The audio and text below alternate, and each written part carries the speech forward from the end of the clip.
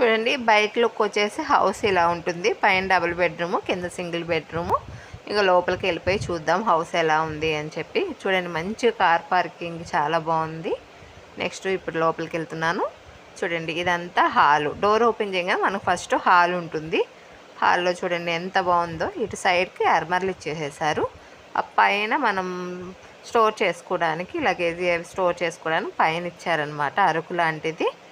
Next ఇది చూడండి, ఇటు వాష్రూమ్. హాల్కి బెడ్రూమ్కి మధ్యలో వాష్రూమ్ వచ్చేసింది. ఇటు మనం బట్టలు అవి పెట్టుకోవడానికి సైడ్స్ ఇచ్చాడు. విండో వచ్చేసింది. బెడ్రూమ్ నుంచి హాల్ నుంచి కిచెన్ వరుసనే కనిపిస్తుంది కదా. హాల్కి వచ్చేసి మెయిన్ డోర్ ఓపెన్ ఉందన్నమాట. మనకి మెయిన్ డోర్ ఓపెన్ చేయగానే ఫస్ట్ హాల్ కనిపిస్తుంది. ఇది కిచెన్ చూడండి ఎంత మంచిగా డిజైన్ చేశారో. కిచెన్ వచ్చేసి మనం పైన ఏమన్నా అట్టపెట్టలు అవి పెట్టుకోవచ్చు మంచిగాను. ఈ హౌస్ సేల్స్ కాదండి, జస్ట్ రెంటల్కి మాత్రమేను. చాలా రీజనబుల్ ప్రైస్కి వస్తుందన్నమాట. మిడిల్ క్లాస్ వాళ్ళకి చాలా రీజనబుల్ ప్రైస్.